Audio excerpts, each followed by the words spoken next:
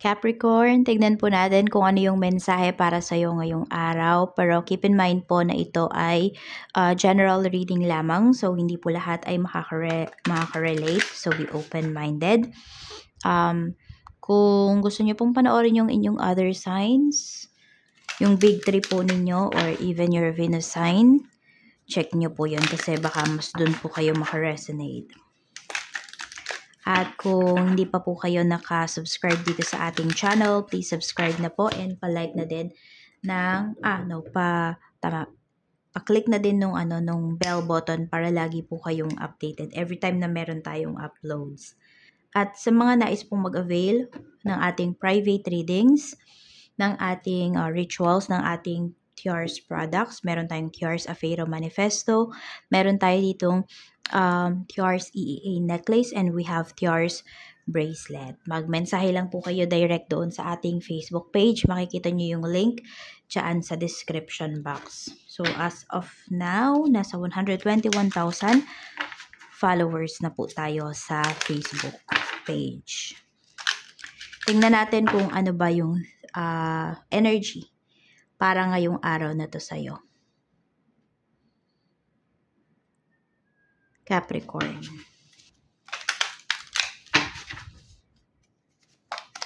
We have relinquished fears. Surrender. Meron tayo ditong realize how unique you are. So, alisin nyo yung inyong takot. Parang conquer your fears. Iyon yung sinasabi rito. Tignan natin kung saan ba yan. Ano ba yung tinutukoy dyan. Shuffle lang muna natin yung ating cards. Para ma-release yung mga negativities. Mga unwanted energies.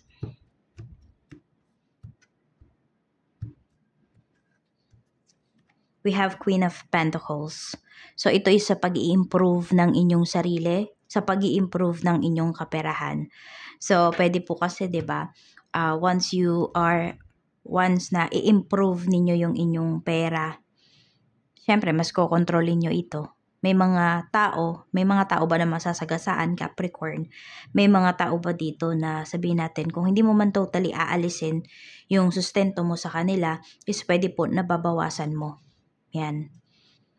And wag kayong matakot kung meron naman dito mag-i-start kayo ng business. Wag kayong matakot kasi marami po sa inyo dito is pang business po talaga kayo. So tignan nyo rin bakit ba hindi kayo nagtatagal sa trabaho, ganyan. Kasi po ito, pwedeng doon na kayo pinapapunta ni universe sa pagnenegosyo. Basta alisin mo yung fears mo dyan sa mga kinakaharap mo in terms of your finances, mas lalago yan. Ano yung dapat mong isurrender ngayon? Knight of Cups. Meron ka bang nililigawan? Nagpasa ka ba ng resume? Naghanap ka ng work? Ayan po. So, release mo na yan kay universe. No? Surrender mo na. Kasi sabi nga dito, kung para sa'yo talaga yung bagay na yan, ibibigay po yan sa'yo. So, release your expectations. Just surrender. Realize how unique you are. We have Knight of Swords. So, may mga tao dito na sabihin natin, kasi yung iba sa inyo, pwedeng mabilis kayong magdesisyon.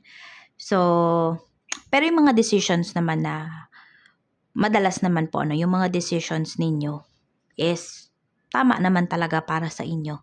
So, kung sa tingin mo is okay yan para sa'yo, yung ganyan, yung mabilisang pagdedesisyon, ganyan, 'di ba? Huwag mong babaguhin yung sarili mo. Lalo na kung alam mo na nakakabuti naman yun sa'yo. Pwede kang mag-slow down a bit, no? Pero, ayan, wag kang magdedepensa sa sabihin ng ibang tao. Lalo na sa diskarte mo. Lalo na kung alam mo yung diskarte mo na yun, nagwo-work talaga yun para sa'yo. Tapos, more on nakikita ko rin dito, maaring for some of you sa physical features ninyo, okay, may kakaiba. 'Diba? So, embrace yourself. Kasi that's how unique you are. Walang makakagaya sa'yo. Kahit na may mga nanggagaya sa'yo. 'Diba? Kahit may mga tao na, tinatry nila na maging ikaw. So, hayaan mo sila. Di ka nila magagaya. You are unique on your own ways. So, be happy with yourself. Okay? Pero, improve yourself. Be happy but improve. Tingnan natin ano pa yung mensahe. Pagdating sa emosyon mo, kamusta yung emosyon mo ngayong araw na to? We have 8 of Cups. May mga bagay na parang need mo nang i-let go, ganyan. So, gusto mong kumawala. Gusto mo nang mag-move forward. More on, sa healing energy lumalagay ito. So, may mga bagay na gusto mo na bang i-heal? Ayan po. So, may healing energy sa puso mo ngayon. Kasi nga, nire-release mo na kasi, sinusurrender mo na kasi kay universe lahat. Kaya din siguro ganyan yung nafe-feel mo. So, okay po yung emotions mo. Hindi ko naman masabi na stable siya. Pero, doon siya papunta. Kasi, alam mo na yung mga bagay na need mong i-release eh. Tapos, pwede rin na wala ka na masyadong expectations. Basta you are doing your best, you are doing your job para sa buhay mo. Spiritual health, yung kaisipan mo naman, kamusta? We have 3 of Swords. Medyo nasasaktan ka dito. Siguro may mga disappointments. Ayan. May mga tao dito na nagbibigay ng lungkot sa'yo. Yan. Oo. Tapos naiisip mo rin, may kasi, parang may kahati ba? Ganyan. So, I don't know kung ano tong kahati na to. Kahati ba to sa some of you kasi pwedeng mga gastusin. May mga hahati na ba sa'yo? Ganyan. Or may hahatiin na ba kayo? Kakalahatiin nyo na ba? So, pwedeng yun po ay iniisip ninyo. Medyo nasasaktan kayo sa kaisipan na yun. Kasi, yes, may mga tao kasi dito na parang kayo lang yung inaasahan, yung ganyan. Kaya lang kasi baka kaya naman nilang magtrabaho pa. Diba? Kaya naman nilang kumita ng sarili pa nilang pera, pero lahat inaasa na sa'yo. Tignan mo din yung aspect na yun. Sabi nga is, wag mo silang gawing tamad. Diba? Bigyan mo sila ng pagkakakitaan. Baka yun yung dapat mong gawin. Yung pang matagalan. Yung pang long term na mapapakinabangan nila. Spiritual health mo, kamusta? We have 7 of Wands. So, yan, yung iba din po sa inyo. Kaya hindi kayo nagtatagal sa trabaho. Kasi, meron po kayong mga gifts na hindi ninyo ina-accept. Siguro natatakot kayo, ganyan. Or, ayan, ito yun, realize how unique you are. Diba, you have gifts, pero sinasantabi mo yung gifts mo na yun eh. Kasi, iniisip mo ba yung sasabihin ng ibang tao? Some of you, ganun. Na baka mawirduhan sa'yo, yung ganyan. So, hindi okay yung spiritual health mo. Kailangan mo siyang harapin, kailangan mo siyang pagtuunan din ng pansin. Lalo na siguro ngayong 2026. Isa yan sa mga dapat mong pagtuunan din ng pansin. Yung spiritual health mo. 3 blessings na marireceive mo today. So, ito po ay pwedeng big blessings or mga ordinary blessings na hindi nyo na masyadong na-appreciate. Kasi pwedeng laging nandyan. Yung tipong ganon. Or mga small blessings. We have 10 of Swords. Someone will cut connections with you. Yan. So, pwedeng hindi ikaw yung gagawa nung na yun nung hakbang. Yung tao na mismo na gusto mong ikat sa life mo, sila na yung gagawa. Na ikakat ka nila sa buhay mo. No? Pero mas ikaw yung magbe-benefit doon sa pagkakat na yun. We have 3 of Swords. Ito sa trabaho. So, kung ano man yung marireceive mo sa work, ayan po, pwedeng ito ay papuri, diba? Pupurihin ka. So, gaganda yung pangalan mo. So, sabihin natin, wala ka munang marireceive na monetary. Yung ganyan. Pero dun pa lang, alam mo yung parang panalo ka na kasi napapansin ka na nila. Nagkakaroon ka na ng pangalan dyan sa trabaho. Bumabango na yung pangalan mo. So, pagpatuloy mo lang yan kasi soon, meron ka ding marireceive dyan. May offer na paparating sa'yo. Ano pa po? We have justice. So, kung sino man yung mga nanakit sa'yo, pwedeng may mabalitaan ka na kinarma na sila. Ganun. Capricorn. Pero ito, hindi mo to hinihiling ha. Hindi mo din to binabantayan. So, parang kusa na lang tong ibibigay sa'yo ni universe. Kusa may mababalitaan ka towards dun sa mga tao. Kasi nga, di ba, sinorender mo na nga kasi yung lahat. Yan.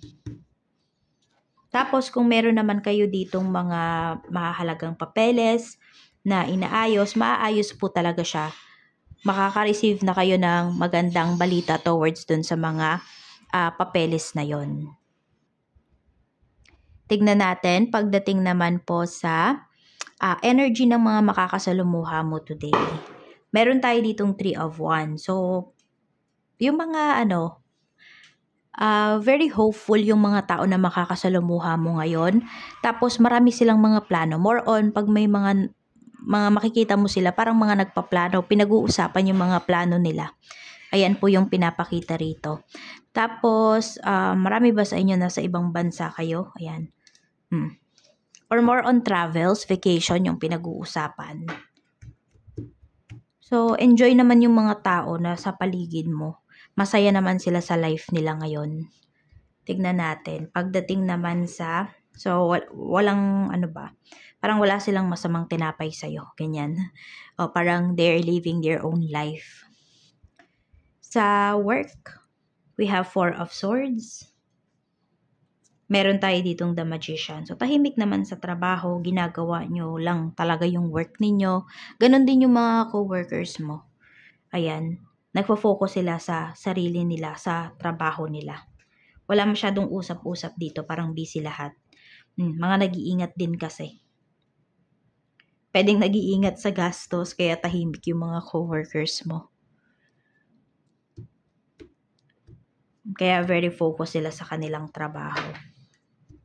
Sa business naman, kamusta yung energy? We have strength. So, pinapakita po dito, papalakas yung iyong negosyo.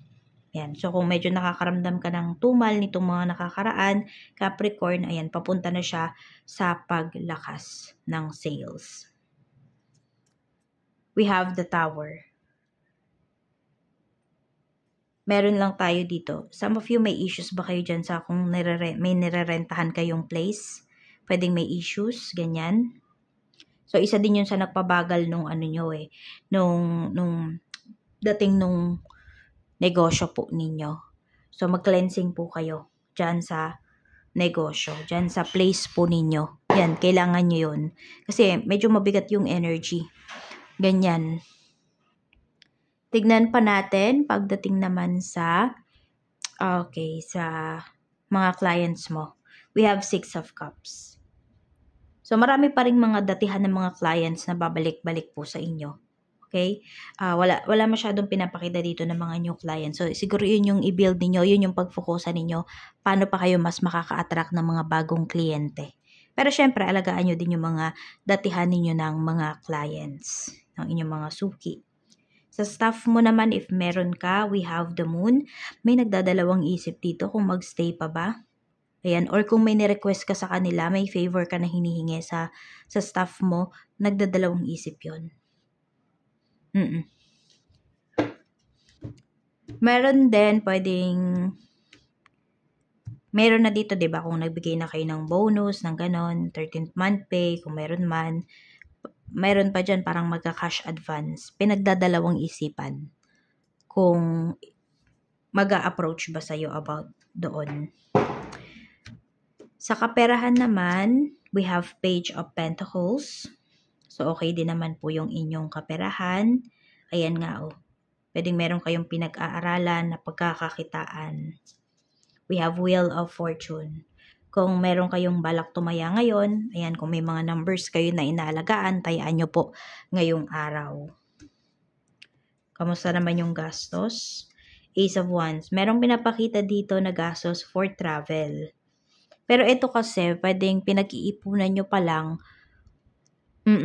or ito na, baka nasa vacation yung iba sa inyo. So, control your money. Baka parang maging one day millionaire, or sabihin natin yung dala mong pera sa vacation, ano ba, ilang weeks ba kayo or months ba kayo magstay? Baka hanggang doon lang talaga umabot. So, medyo magtipid-tipid po kayo. Oo. Huwag mo na masyadong magpa-impress sa mga tao sa paligid po ninyo. 'Di ba? Kung ano lang talaga yung importante, bakit ka umuwi, sabihin natin sa family mo, kunwari sa anak mo, dahil sa kanya ka umuwi, o siya yung pagtuunan mo ng pansin. 'Di ba? Siya yung i-travel mo. Kailangan maging wise kayo ngayon sa kaperahan nyo. Ang hirap kumita ng pera. Kaya dapat, ayan, ingatan. Yung mga priorities nyo lang talaga yung pagtuunan nyo muna ng pansin ngayon. Sa love life naman po, kamusta yung energy? We have 4 of Pentacles. Medyo masyadong mahigpit ba si person mo ngayon? Parang lahat, or ikaw ba yung nagiging mahigpit sa kanya? Lahat ng kilos, tinitignan, lahat ng kilos. Parang bantay sarado po, ganyan. Even sa chat. Unresolved issues, we have the Empress. Tignan natin ha. We have the Hanged One. Hindi ko alam kung may buntis ba dito or may nabuntis ba yung person mo. Pwede rin kasi nanay to. So, pwedeng tutol yung nanay niya sa relationship ninyo. For some of you, di nyo to alam. Pwedeng sa person mo lang sinabi, hindi naman sinabi sa'yo ng person mo. We have 4 of Cups. Ayun nga, merong may ayaw dito sa relationship nyo. Nanay yung pinapakita rito. Kung meron namang ex yung person mo, tapos sabihin natin na close nung family niya yung ex, medyo nasisiraan ka doon. Ganun, para kino-compare ka ba? Ganyan. So, yun yung unresolved issues dito sa connection ninyo. Ngayon, tignan natin. At kung may buntis naman po dito, looks like yung person mo hindi pa talaga siya handa. Or sabihin natin, baka mamaya, kahit ikaw din, di ba? Hindi ka pa handa. Pwedeng hindi naman financially. Pwedeng emotionally. Or some of you physically. Feelings niya. We have the world. Okay, so more on ang pinapakita dito ngayon na energy, because we have the world is, di ba, may in-announce, masaya siya. Para may pangamba rin at the same time. So, ayan. More on sa'yo talaga pinapaikot ng person mo yung life niya ngayon eh. Yung oras niya, ganun. Kaya nga kung may dito, bantay sarado kayo. So, ang daming energy na pumapasok dito eh. No, kung iisa-isahin ko, baka bukas pa tayo matapos. Pero yun yung pinakamalakas na energy, yung sinabi ko. Yung mga sinabi ko dyan. Ano yung thinking niya ngayon? Meron dito gusto nang magpakasal. So, gusto na kasi talaga kayong bakuran. Ganyan yung pinapakita, Capricorn. So, kung meron naman na po kayong anak, tapos di pa kayo kasal, so, doon na po talaga papunta yung inyong relationship. I don't know kung bago matapos ang taon or next year. Yan. As in, decided na po yung person mo. Actions niya, ayan, no, diba? The Empress and the Emperor, mga magulang to eh. So, bubuo na talaga ng pamilya. Bubuuin na talaga yung pamilya. Ganyan po ang pinapakita. So, kung ito naman ay ex po ninyo, possible na bumalik pa siya, lalo na kung may anak po kayo. Pero nasa sa inyo na lang kung tatanggapin nyo ba, kasi more on nagdadalawang isip na din yung iba sa inyo dito.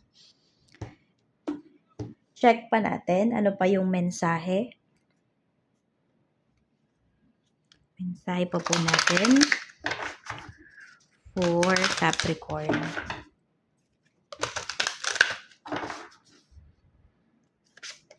We have study. Reading, research, and education help you gain confidence and clarity about your career. So, ano ba yan? Nagugulan ba kayo sa inyong trabaho? Ayan. Pwede po habang nagwo-work yung iba sa inyo, nag-aaral. Kailangan mas, alam mo yun, may knowledge ka pa na ma-add dyan sa mga nalalaman mo. Ayan po, may paparating na clarity about your career. For some of you, pwedeng nagtatrabaho kayo ngayon, pero hindi yan yung talagang field ninyo. I mean, hindi yan yung natapos nyo. So, pwede po may offer sa inyo na paparating within 3 months yung nakikita ko dito. So, ayan, merong paparating dito na offer para sa'yo. Basta yung mga hindi mo ine-expect kasi nga, sinurrender mo na kay universe. Pero, alam ni universe yung heart desires mo. Dahil sinurrender mo na sa kanya, ibibigay niya yan talaga sa'yo. Kaya, do not lose hope. Okay po? Do not lose hope, Capricorn. So, yan lang yung mensahe para sa'yo. At kung meron palang mga, sabi natin, mga short courses, mga trainings na pwede kayong, puntahan, pwede nyong pag-aralan, or pumasok kayo dyan, go nyo. Makakatulong po yan sa inyo, sa pag-gain nyo ng confidence nga, pag-gain ninyo ng knowledge, at pag-gain po ninyo ng pera. Magagamit nyo yan. Yan lang, ingat, and see you again on my next video.